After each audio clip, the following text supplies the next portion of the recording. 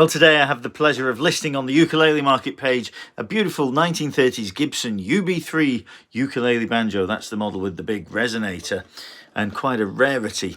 Not many of these about. I would say we get one of these on the Ukulele Market page about every year or two, in contrast to something like the UB2 model, which, well, let's put it into context. Out of 1,000 listings we've had, 1 in 10 of the banjoleles we've listed has been a UB2 that's so popular. And the UB3 is the more expensive model aimed at professional players, with this wonderful big resonator design to push that sound out forward, project it to an audience. It's made for stage use, and boy does it have a powerful tone.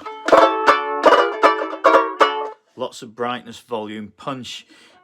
It really is a great instrument to cut through and make some sound, some volume, but with a great full tone as well. It's a beautiful thing, and always, as I say, because of the rarity, always a bit of a delight when we do get to list one on the Ukulele Market. So this particular example, I would date it at 1937. It's hard to be exactly precise, but if I say 1937, I'm pretty confident that we're right within a year, one way or the other. As many ukulele fans will know, I've got one of George Formby's in my collection, also UB3. This is very, very similar indeed. There are a lot of different variations of these over the years, and you can find little different details, but these are almost identical.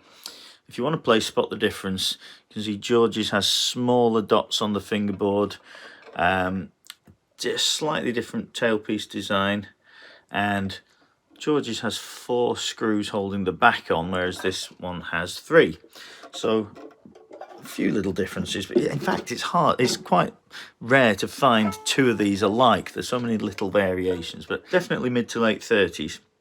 And it's been in Sweden for the last few years, hung on a wall. It had a piece of wire around the tuning pegs.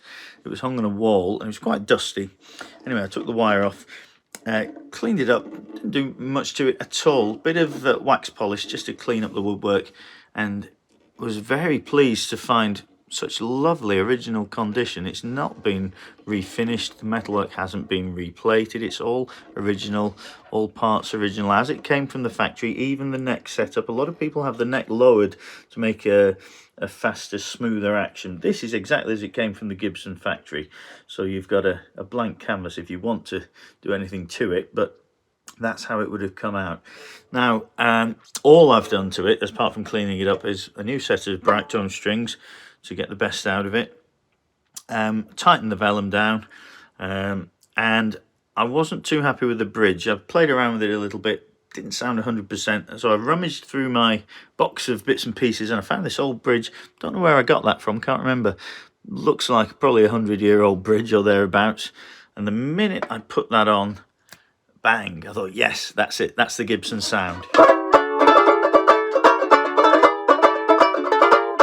Perfect, snappy and bright, just as it should be. So I'll give it a little play, a bit of a demo, and I'll give you some close-up shots so you can see what you think of it.